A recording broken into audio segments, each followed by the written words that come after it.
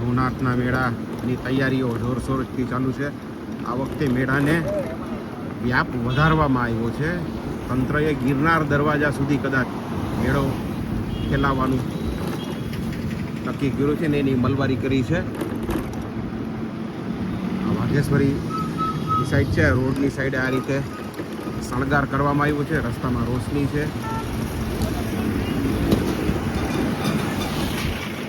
તમામ મંદિરોને શણગારવામાં આવે છે. આ ગાયત્રી મંદિર છે. સૌથી પહેલું અન્નક્ષેત્ર અહીંયા આવશે ભવનાથમાં.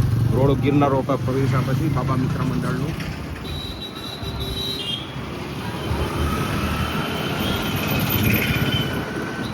મેળાને હજી 2 દિવસની વાર છે. ત્યારે ચહલ પહલ શરૂ થઈ ગઈ છે. બહારથી પોલીસનો સ્ટાફ આવી ગયો છે. બધી સુશોભનની તૈયારીઓ ચાલુ છે. એક ઠેકાણે રાવટીઓ ગિરનાર દરવાજાથી ભવનાથ સુધી 2 થી 3 કિલોમીટરનું અંતર ચાલીને કાપવામાં લોકોને કંટાળો ન આવે, અલગ અલગ સુવિધાઓ મળી રહી, પીવાનું પાણી સહિતની, છાશની, એ માટેની આ તૈયારીઓ છે. ટેબલો અલગ અલગ જગ્યાએ તમે જોઈ શકો છો.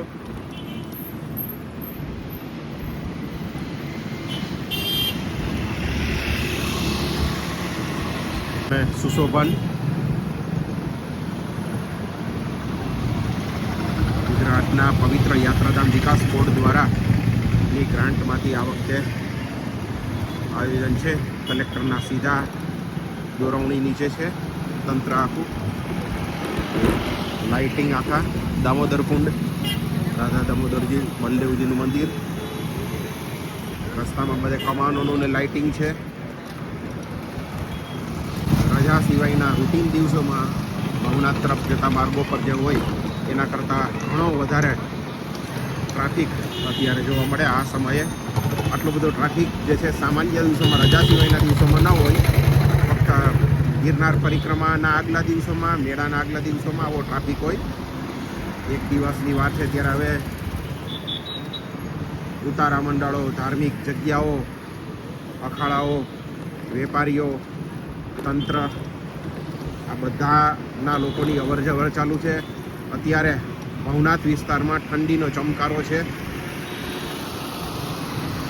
દિવસના સમયે જરૂર ન પડે, પણ રાતના સમયે ખાસ ગરમ કપડાં, જેકેટની અચૂક જરૂર પડે. મેળામાં આવનારે રાતવાસો કરવા માટે ધાબળો વ્યક્તિ દીઠ એક મિનિમમ હોવો જરૂરી છે. એટલી ઠંડી છે.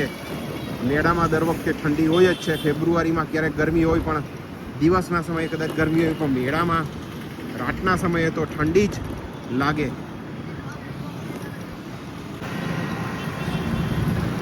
પંચાયત ગ્રાઉન્ડ પાસેથી લગભગ દર વખતે લોકોનું સૌથી આગમન થતું હોય છે. આ વખતે તો વાહનોની મનાઈ છે, એટલે આ સ્થળે સૌથી વધારે ટ્રાફિક જામ થાય એ નહીં હોય. આ સ્થળે કાયમ એસટીનું સ્ટેન્ડ બનતું હોય છે. શિવરાત્રિના મેળામાં દર વખતે આ દિવાલો પર આ રીતનો શણગાર નથી હોતો. રોશની ને મિની કુંભ જાહેર કર્યો છે ત્યારે ખરેખર કુંભની અનુભૂતિ થાય. તંત્રનો પૂરેપૂરો રોલ સુશોભન શણગારથી છે. લોકો છૂટથી સેલ્ફી અને વિડીયો બનાવે છે.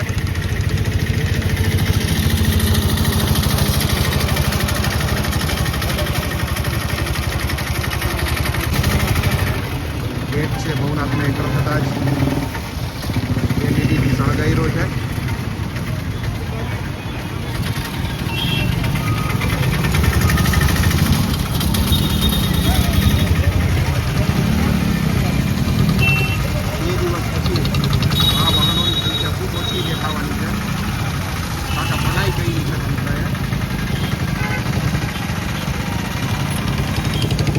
ક્ષેત્રોની ઉતારાઓની જગ્યાઓ છે. આ મંડપ બંધાઈ ગયા છે. ભવનાથમાં ચારેકોર રોશનીનો માહોલ છે. એની બાજુ શનિ મંદિર, ભવનાથ પોલીસ સ્ટેશનને પણ રોશનીથી શણગાર્યું છે.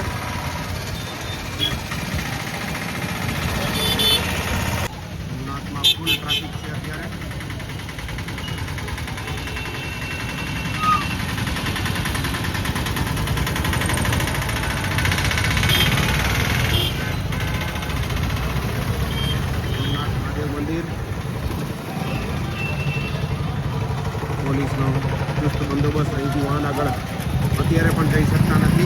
જમણી સાઈડ કોર્પોરેશનની ને બધી રાવટીઓ છે, અલગ અલગ રાવટીઓ લાગી ગઈ છે.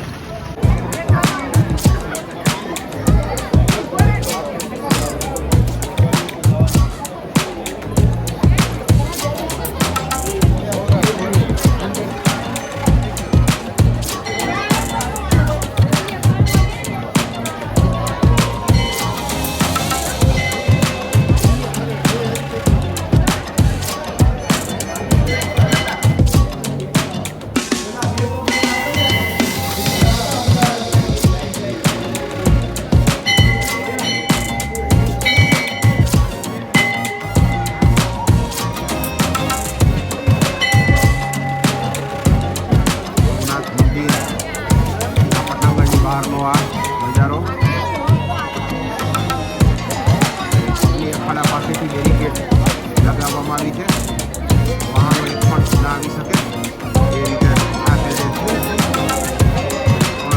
બેરિકેડ લગાવવામાં આવી છે. ફક્ત હાલીને લોકો આવી શકે.